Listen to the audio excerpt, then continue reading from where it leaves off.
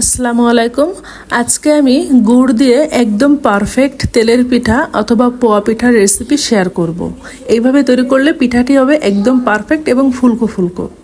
এর জন্য প্রথমে লাগছে আমার 1 কাপ পরিমাণ শুকনো চালের গুঁড়া এবং সমপরিমাণ অর্থাৎ 1 কাপ পরিমাণ আটা।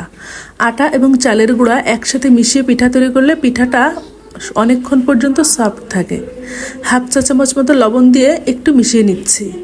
মিশিয়ে নেওয়া হয়ে গেলে এর ভেতরে আমি খেজুরের গুড় দিয়ে দিচ্ছি প্রায় 1.25 কাপ মতো।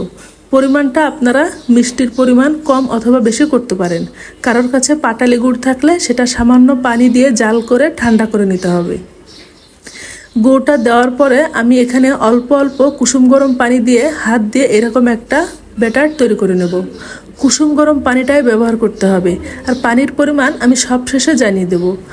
তবে গুড়টা যদি বেশি পাতলা হয়ে থাকে তাহলে পানির পরিমাণ একটু কম লাগবে। আমি হাত দিয়ে মেখে নিচ্ছি। আপনারা চাইলে এই কাজটা একটা এগ বিটারের সাহায্যে তৈরি করতে পারেন। আমি অল্প অল্প পানি দিচ্ছি এবং একটা ঘন ব্যাটার তৈরি করে নিচ্ছি। ঘনত্বটা সব শেষে দেখলেই আপনাদের বুঝতে পারবেন কেমন ঘনত্ব করেছি।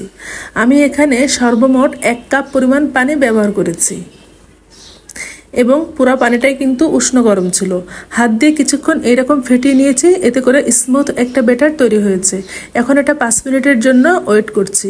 5 মিনিট পর এই ব্যাটারটা ঠিক এইরকম ঘনত্বে পৌঁছেছে। এখন এটা দিয়ে পিঠা তৈরি করব।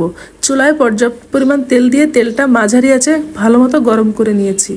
গরম তেলে চামচ দিয়ে কিছুটা ব্যাটার ছেড়ে দিলেই খুব দ্রুতই সেটা দেখবেন এইরকম ফুলে তেলের উপরে ভেসে আসবে। আটা এবং চালের গুঁড়া একসাথে মিশিয়ে পিঠা তৈরি করলে পিঠা তৈরির অনেকক্ষণ পর্যন্ত নরম থাকে। এই জন্য আপনারা চেষ্টা করবেন এইভাবে তৈরি করার জন্য। এতে করে ফুলকো ফুলকো নরম পিঠা পেয়ে যাবেন।